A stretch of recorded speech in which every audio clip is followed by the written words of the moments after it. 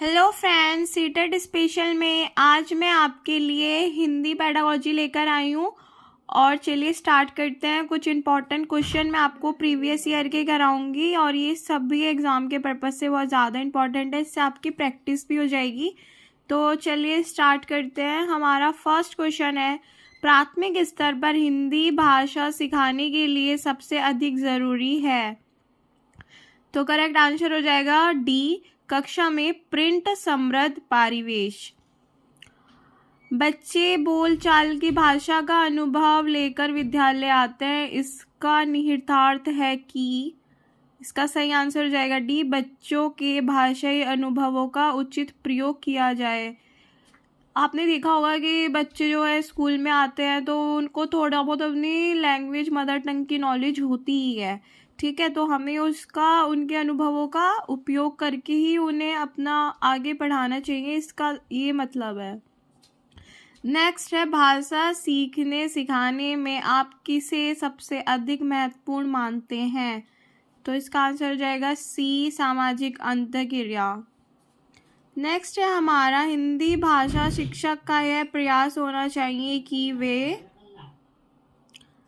सही आंसर हो जाएगा हमारा बी, बच्चों की भाषा संबंधी सहज रचना शक्ति को बढ़ाने के अवसर दें।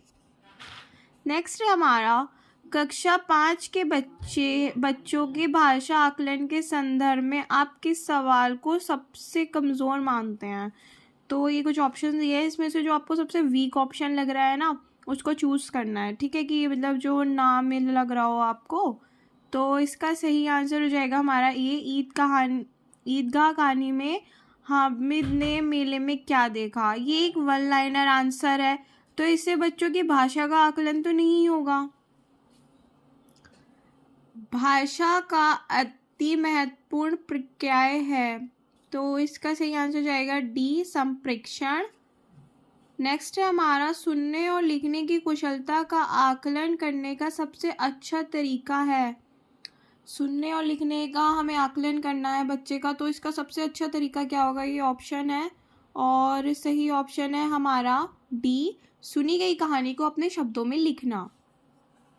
नेक्स्ट है हमारा, सार्थक पढ़ते समय कभी कभी वाक्यों शब्दों की पुनरावृत्ति करता है, यह भाषाई व्यवहार दर्शाता है कि, इसका सही आंसर होगा डी, वह समझ के साथ पढ़ने की कोशिश करता है। हिंदी भाषा में आकलन का उद्देश्य नहीं है, तो हमें आकलन का जो उद्देश्य नहीं है वो क्या है, तो आंसर ए, बच्चों की भाषागत त्रुटियों की पहचान करना।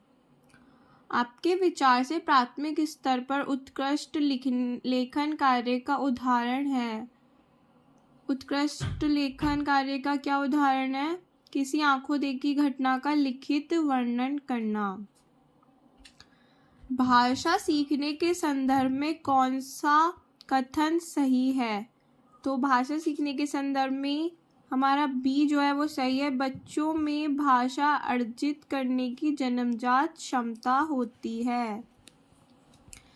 डिस्ग्राफिया से प्रभावित बच्चों को मुख्य रूप से में कठिनाई होती है। तो जो डिस्ग्राफिया है, ग्राफ से यहाँ समझिए, ग्राफ क्या होता है, हम बनाते हैं लिखते हैं, तो लिखने से है, ठीक है, सही आंसर ए हो जाएगा। नेक्स्ट है हमारा, प्राथमिक स्तर की हिंदी भाषा की पाठ्य पुस्तक में आप किसे सर्वाधिक महत्वपूर्ण मानते हैं। तो इसका सही आंसर हो जाएगा ए, हिंदी भाषा को विविध रूप देने वाली रचनाएं।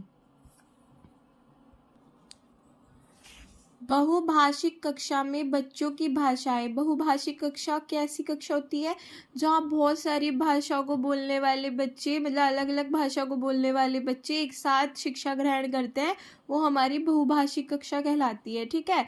तो इसका सही आंसर हो जाएगा बी, संसाधन के रूप में कार्य करती है।